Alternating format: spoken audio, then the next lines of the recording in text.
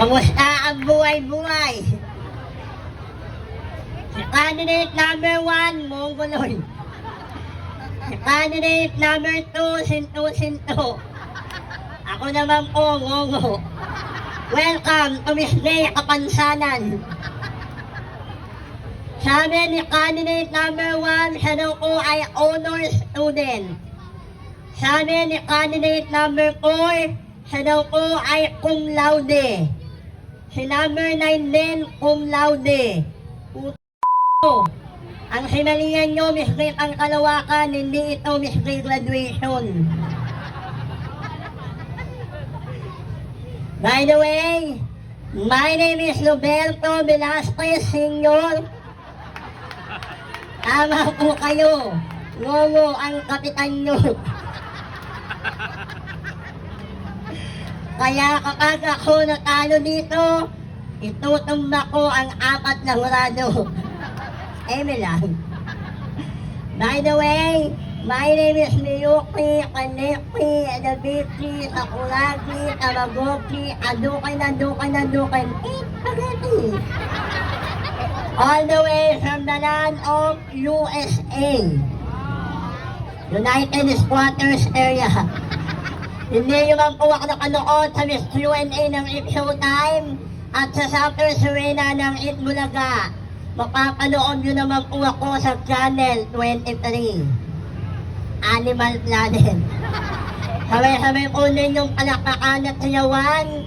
Ako po ang babaeng nakipaghiwalay kay Jack Roberto.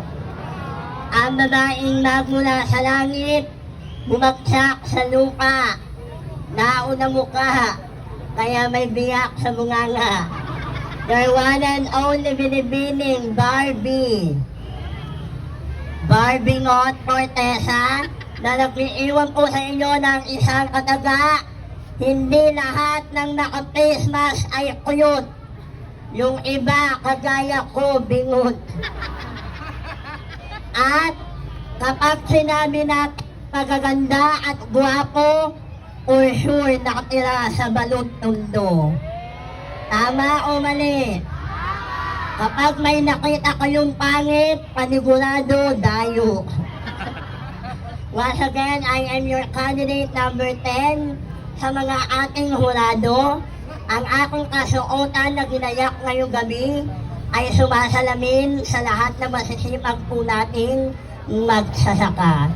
Mula umaga, tanghali ay nagsasaka para may maipakain sa pamilya. Kaya nananawagan po ako sa kasalukuyang administrasyon, ang administrasyong Marcos, wala pong personalan. Nasa na po ang tinangako niyong 20 pesos na presyo ng bigas. I am your candidate number 10. Sa lahat ng kandidata, ako lamang po ang kandidatang may diferensya. Ngunit naniniwala po ako na sa gabing ito, kahit ako po ay may kapansanan man, pero lumalaban. Maraming salamat po. That's candidate number 10 is Barbie Ngot Cortesa.